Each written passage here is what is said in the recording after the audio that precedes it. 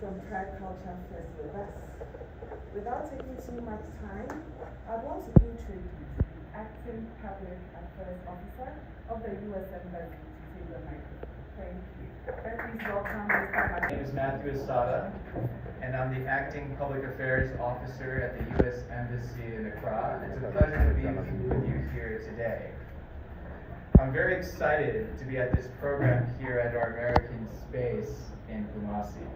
This corner is one of 3 American spaces that the United States government has in Ghana, operating in partnership with folks like ACE Consults and Nova Web Ghana. We have one in Kumasi, one in Akboba, and the American Center at our U.S. Embassy in Accra. And just this week, I was able to visit all 3 of them. Now, I'll just give you an example of some of the types of programs that we were able to present. On Monday, we did a program at the American Center for our Days of Remembrance to think about the Holocaust and what happened with a film screening and discussion. Yesterday, at the American Corner at Akboba, we had a bead making session to focus on crafts with a focus on the World Cup and designs about how people can leverage these opportunities and design for the World Cup. And today we're very privileged to have with us a representative from the Ghana Football Association, the communications director, Henrietta Sapitrum, to talk about leveraging media and coverage for the Black Stars.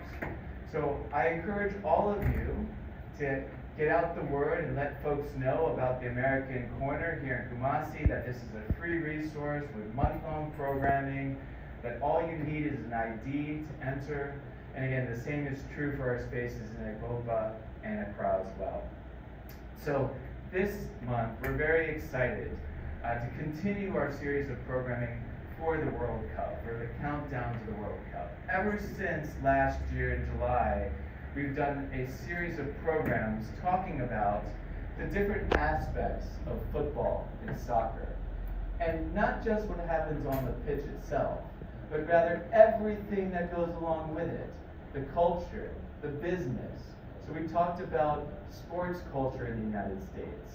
We talked about culinary food that one might eat at sporting events. We talked about mural artists and ones decorating the cities.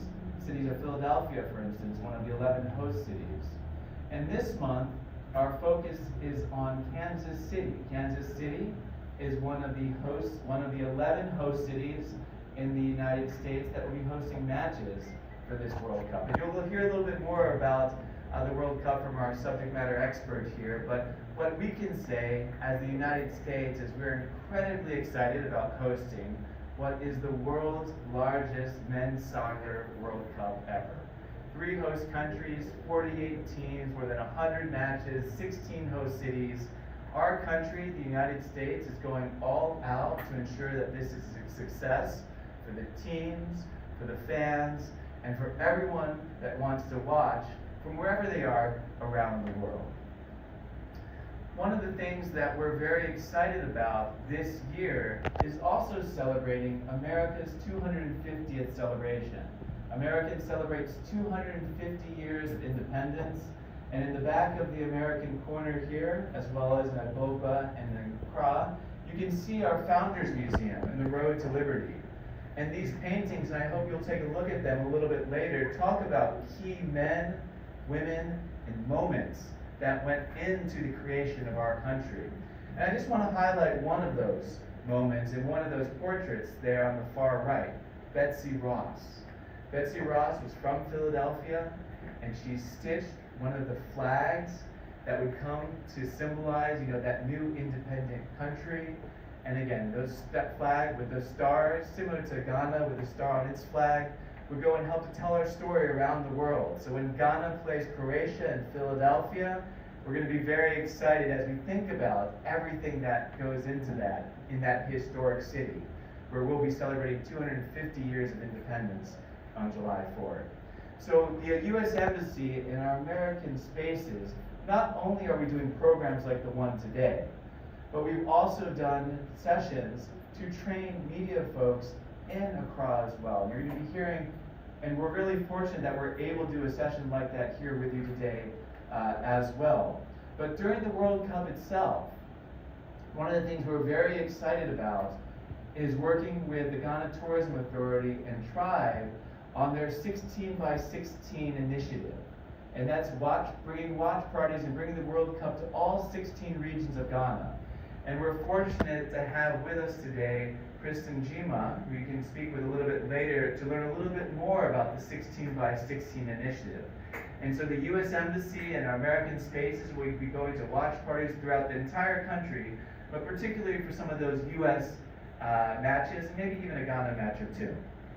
So this is everything that we are doing to ensure that, again, the people that are interested in going to the World Cup, that they're able to get an appointment for a visa for visiting the United States. And I just want to say one thing, that thanks to our focus on this activity and leveraging all of the opportunities around it, we've sent additional visa officers to the U.S. Embassy in Accra.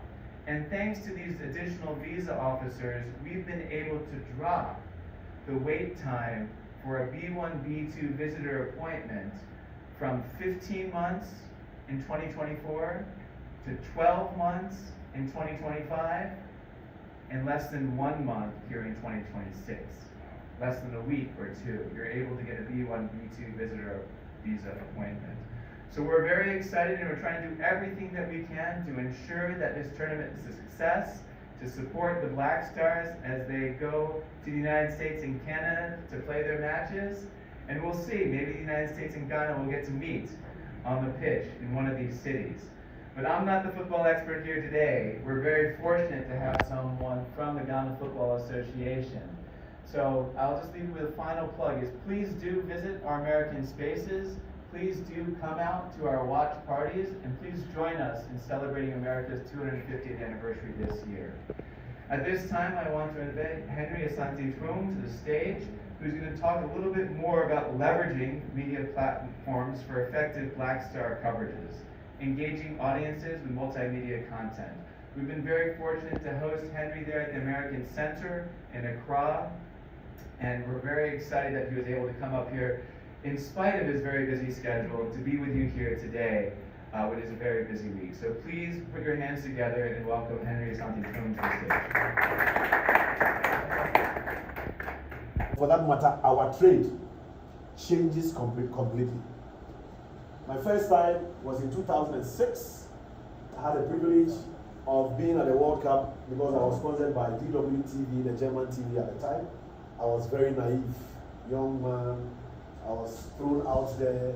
It was our first World Cup, appearance in 2006 in January. The African flavor, expectations were high. Ghanaians didn't even believe in the team. Even though we had quite a strong setup led by the then coach Ratome Dukovic. It was very strange to be out there in Europe. I was in my early 20s. I was very fresh in the trade.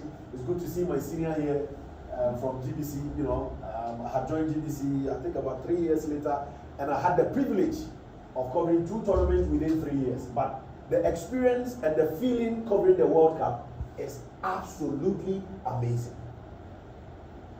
And I pray that maybe all of us will have the chance to be there. If not this year, maybe in 4 years' time.